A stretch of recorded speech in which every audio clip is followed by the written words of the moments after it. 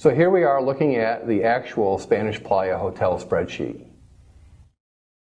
There are 3 tabs on this spreadsheet: an assumptions tab, a cash flow tab, and a valuation tab. What we're going to do is walk through all 3 to see how the spreadsheet's set up, and then how the owner would do the evaluation based on those numbers. So here we have a short description of the hotel itself. It talks about the 125-room Spanish Playa Hotel, mid-market beach hotel to be built on the Spanish coast. This hotel, we think, will cost 17,500,000 euros to build, or approximately 140,000 euro per key.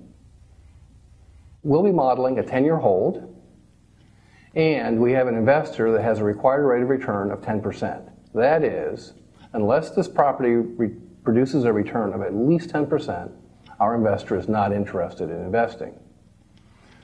Not only do we obtain the cash flow from operation over our holding period for 10 years, we have the option to sell the hotel at the end of the 10th year. The way the investment analysis works is we put together a simulated sale at the end of the 10th year to capture the value that's been created over the 10 years of operation. We think we'll sell the hotel for 12.5 times the net operating income, or NOI, and there will be approximately a 2% selling expenses associated with this sale. So that's our initial assumptions. Now let's take a look at our operating cash flows.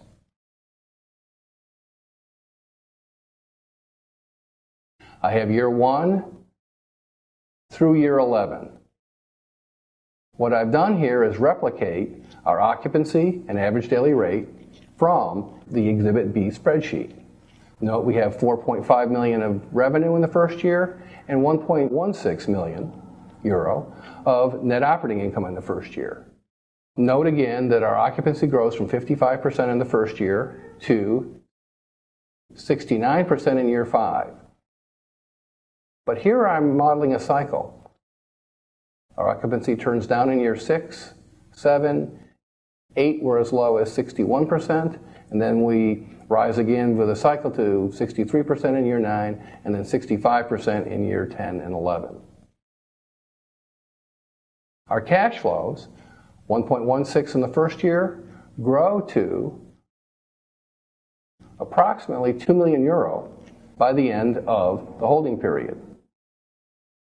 You can see we put in some metrics about percentage changes of revenue and percentage change of cash flow in the first few years. Note how sensitive this operation is to the changes in revenue. We have a roughly 9.38% increase in revenue, but a 22% increase in cash flow. 8.96 or 9% increase in revenue, and again 18.85% increase in profitability. That's the good news when things are getting better. However, when things get worse, let's take a look at year 7 as an example. We have a 1.06%, roughly 1% drop in revenues, but we have a 5.5% drop in our profitability. This shows the sensitivity of these operations to changes in their occupancy. Lastly, let's turn our attention to the simulated sale at the end of the 10th year.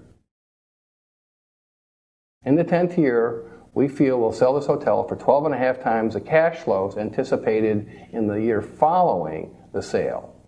That would be the $2 million expected in year 11, so there it is, $2,059,000 times 12.5. We think we can sell this hotel for $25.7 million 10 years from now. Note what we're doing. We'll build this hotel for $17.5 million. We'll sell 10 years later for $25 million, net of some expenses of roughly €500,000. So that's our cash flows. Now we're ready to do our analysis.